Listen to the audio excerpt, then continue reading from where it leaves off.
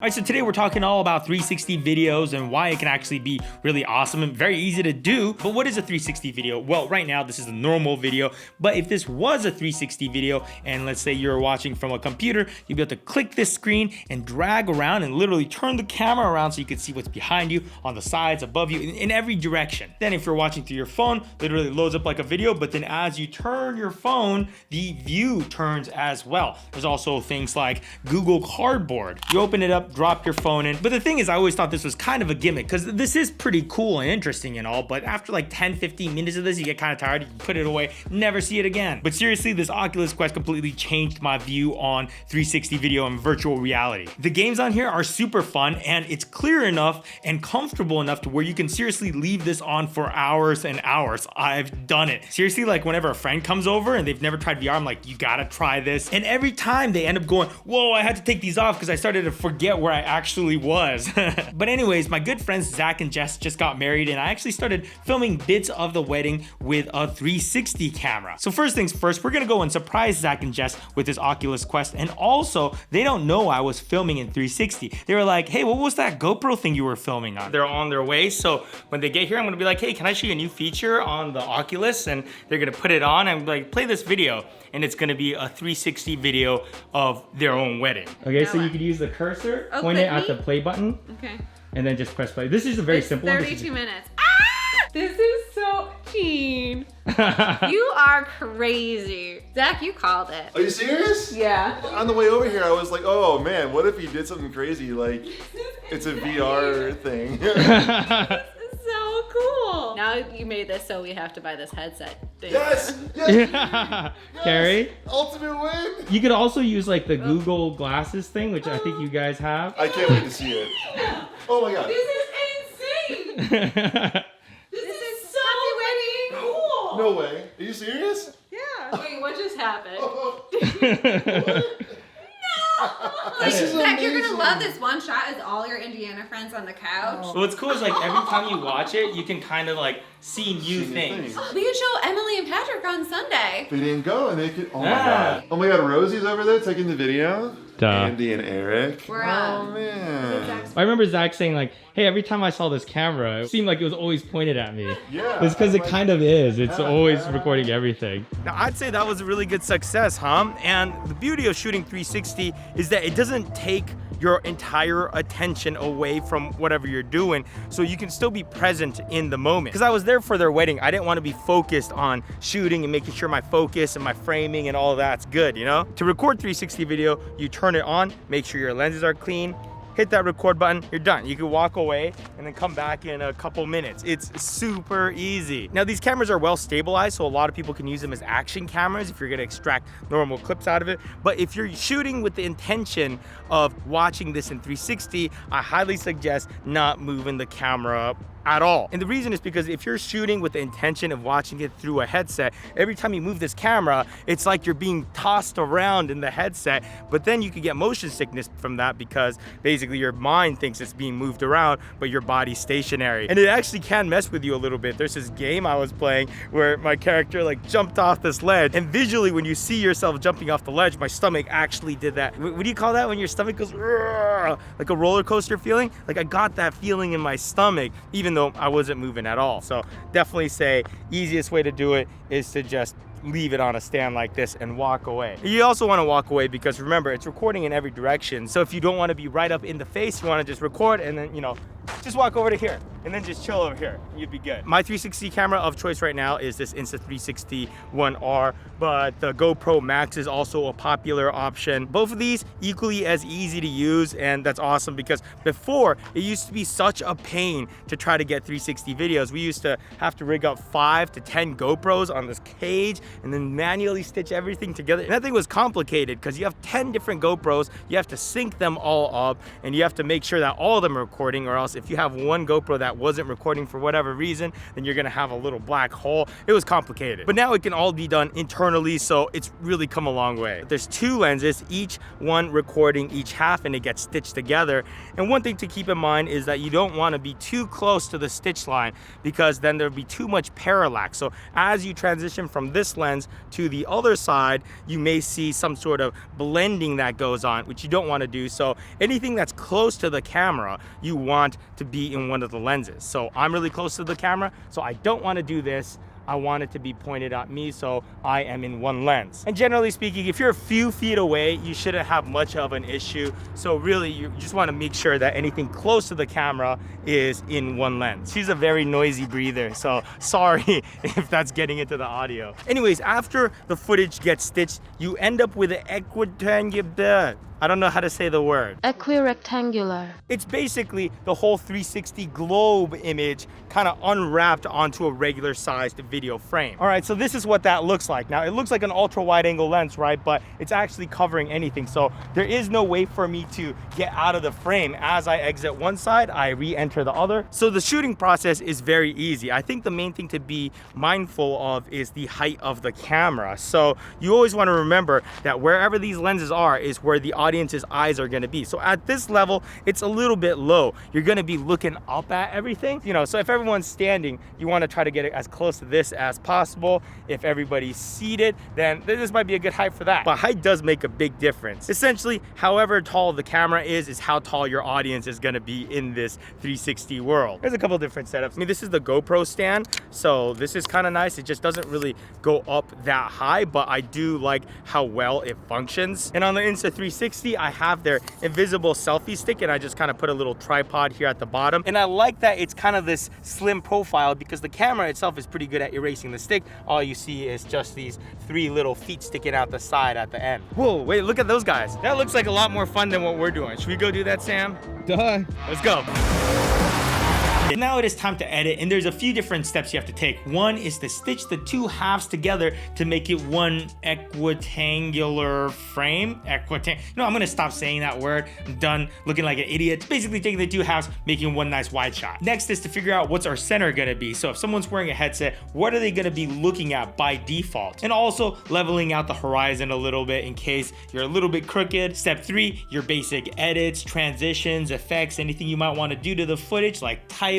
Then finally rendering it out, exporting it, and uploading it so you can watch it. So let's start at the top. We just shot our footage. Now what we have to do is take the 2 halves and mend it into one. Now the easiest way to do it is through the app. So all you gotta do is basically just hit export 360, and I want to just download it straight onto my phone. So it's gonna export out a 4K UHD video. Then that file is gonna load onto my phone, and I just send it over to the computer. Now that's the easiest way to stitch the 2 together, but I actually like to do it through my computer because it gives me a few more options and a little bit more power. If you're shooting on the GoPro Max, you can check their website for GoPro Player if you're on a Mac, or GoPro Max Export if you're on Windows. And if you're shooting on the Insta360 One R, there's Insta360 Studio, both free downloads from their websites. So now I'm gonna pull up the file straight off the memory card from the Insta360 One R.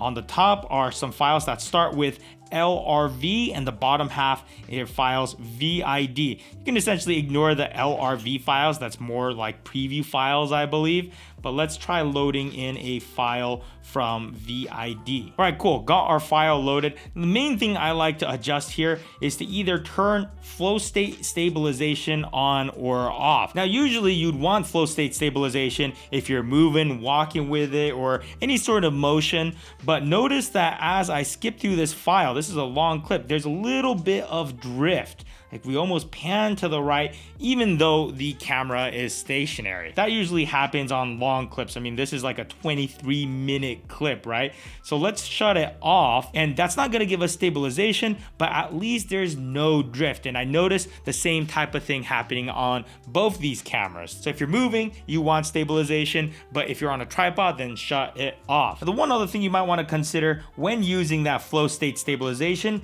is lock direction. Now with just regular regular flow state stabilization, if you take your camera and spin it around like this, then it still always knows that this way is forward. It's designed like that, so if you're waving the camera around like this, it always knows this way's forward and keeps its orientation. So let's say you set it to face out this way, out the windshield of a car, right? Well, if the car does a U-turn, then all of a sudden you're gonna be looking out the back of the car. You might not want that. That's when you want direction lock. So as the car turns and the camera turns, the camera always keeps the center, the front of the car. But in this case, we got it on a tripod, so we don't need lock direction or flow state stabilization. That's gonna give you the best results. Now, there is a lot you can do with the software, like go into free capture and export different types of frames and different effects. But for now, we're just gonna keep it at this rectangular frame. This warpy super stretched out file is gonna give us everything. So we're gonna go and export. This is giving us a 5.7K resolution frame. For bitrate 120, that's probably about where we can leave it. You can go up more if you want.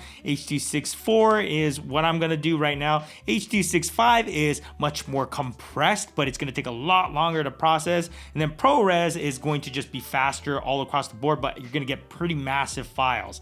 So let's just stick to H.264 for now. Export type is fine. File name could be whatever, 360 wedding shot. Gonna hit OK, and it's going to export out the full 5.7K file. And this is going to take a while. And actually, this is a really fast laptop. It's the 16-inch MacBook Pro, and I shot a lot on here for the wedding. I literally just let it run overnight. When I woke up in the morning, it was still processing. So if you shot quite a bit and you want to export it out in full 5.7K resolution, just know that's probably an overnight process. So now we have our file that we imported into Premiere Pro, and it's just a MP4, so it imports like any other clip, right? So what we're gonna do now is create a sequence with this clip here.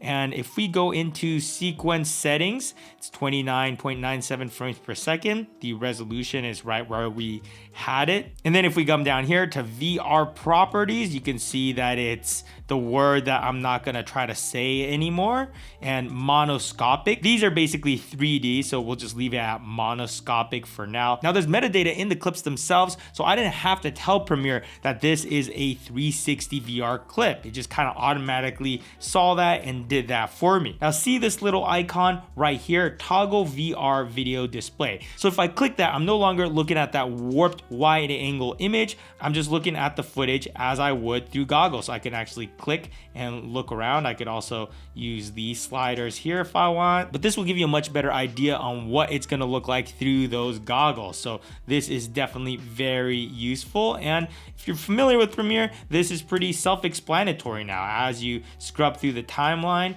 you can kind of just scroll around and see what's going on. Now by default, this toggle VR video display button is not here, so you do have to go and hit that button editor right there and drag it onto your timeline right there. So now it is there, so it is accessible whenever you need it. And when it comes to figuring out your start and end points, you can kind of edit it as you would any other clips. You know, you've started there and we wanted to end, let's say, right there, right? So we can just cut off the tail there. All right, so next step, we're gonna go into effects right there, and we're gonna just type in VR, and that's gonna show us all the effects that are designed for 360 video. The one you're most likely gonna need is VR Rotate Sphere. So let's drop that in. So now let's take a look at some of the properties there are, and there's the tilt, pan, and roll. Now, first thing we're gonna wanna do is the pan. Essentially, this slides around our frame, and what's centered on this frame here is what's gonna be centered on the headset. So by default,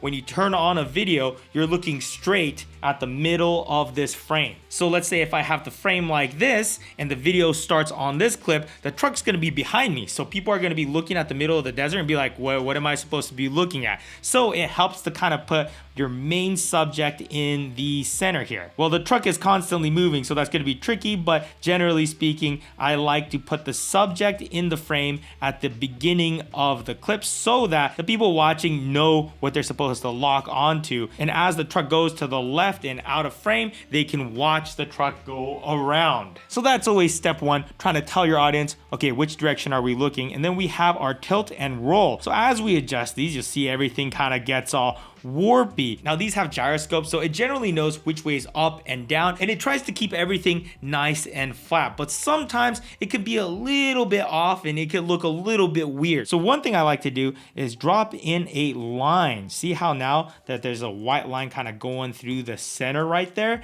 and that should be the horizon. Now we were on a flat surface, so everything should line up just fine, and this is definitely close enough to where it's not going to be too weird. But if you really want to be a perfectionist about this, you can kind of go in and adjust your tilt and roll of the camera's orientation to really straighten that out. And there you go, that's pretty perfect. The horizon is right through that white line right there. Nice. So I'm going to try screwing this up again just so you can see what happens if your axis is wrong. So let's go into VR mode. So now when you're looking through the headset, that part of the planet is going to look slanted, and then as we look around here, it looks straight, but then as we come here, everything's just crooked. So it's not very fun to be looking at a crooked world through the headset. So that's why it's important to kind of get this generally straight, so when we put on the headset, no matter which direction we look, everything is nice and level. All right. Now, generally speaking, when I'm editing videos, I like to cut pretty fast and we try to keep the pace going, right?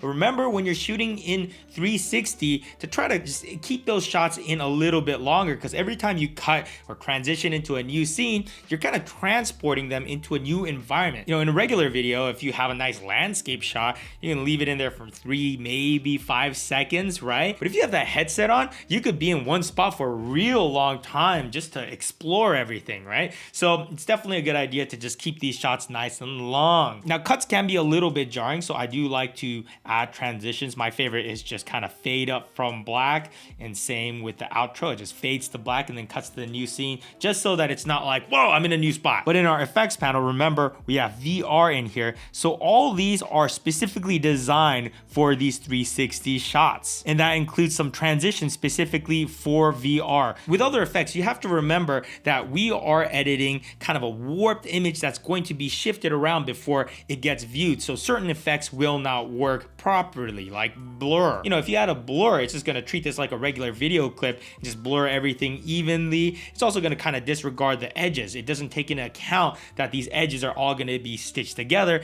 but if it has VR in front of it, these will take that all into account. So definitely suggest using the VR effects as much as possible. Now, in my experiences, color grading, you can just color grade as you would the normal clip, and as long as you stay away from anything that has to do with the edges, for example, vignetting, I mean, that would definitely screw up your shot. So avoid anything that targets parts of your frame. In this case, vignetting targets the edges, which isn't going to work because remember, the edges are going to be stitched together. But things like contrast, highlight, shadow, saturation, I mean, that's all going to be fine. And if you're ever in doubt, you can always try an effect and check for the stitch lines, and if there's something weird going on, you know that you shouldn't use that effect. So let's say we throw vignetting back on. See, that's going to throw off our roof right there, so we don't want that. Now let's try to add in a title real quick. Hello everybody, please subscribe to my YouTube channel,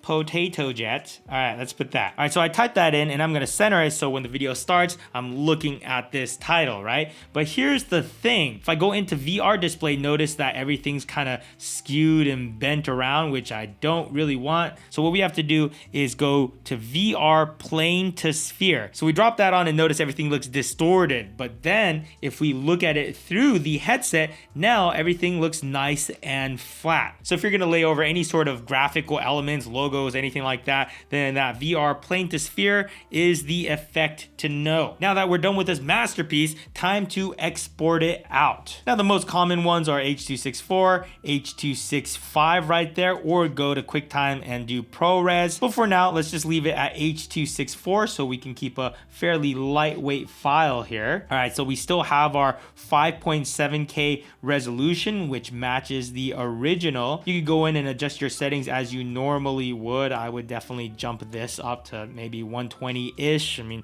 depending on what you're trying to do with it, right? And you come down here, VR video. And again, Premiere already knows this is VR, so it's automatically checked. It's monoscopic, Horizontal field of view is 360 and vertical field of view is 180. I mean, this is just the default settings, and that is how these cameras shoot. So when that's done exporting, this is just gonna give us a clip that looks just like this, the ultra wide view. But this clip has that metadata knowing that it's a VR clip. So all I have to do is take that clip, upload it to YouTube, and YouTube will automatically recognize that it is a 360 clip. And we're done. I load up YouTube on here, find the video, and now I can watch the video like I'm actually there. So there you have it, the workflow for 360 video from start to finish. All right, should we wrap this up by reading some comments? You should compare your Red to the C500 Mark II to your Alexa in a video. It sounds like a great idea. I'm gonna heart that, but these camera comparison videos take so long. I mean, that with 3 cinema cameras, oh my God, that would be a beast of a video to make. I don't know, maybe. He needs to make a comparison video between a high quality camcorder like the Sony XD-Cam 4K versus cinema camera. I think Sony did just announce a new camcorder today, like, you know, the ones that you hold like this and no one uses anymore. I was looking at some of the sample footage and I don't know, it just has that camcorder-y feel. What would be great is if they could put one of the sensors from their mirrorless cameras and put that in a camcorder body, because that would be awesome. Or at least like a 1-inch sensor or something like that. Then I would really consider it. But I was looking at it, the tiny sensor on there, it just doesn't really just look that appealing to me. I don't know. What do you guys think? I mean, ergonomically, it's great. Like just having the camera that you hold like this, you flip out the screen and you have a zoom rocker right there and autofocus and you can flip the screen and record yourself. I mean, that would be awesome. So it's settled then. Han was just vlogging this whole time. So in case you missed it, that's Han from Fast and the Furious. Apparently, when I put his hair on my head, I kind of look like him, I guess. I don't know. Is it just me or is Gene the male version of Aquafina? Has anyone ever noticed that Gene looks a lot like the Gundam style guy? You're just picking off like every Asian now.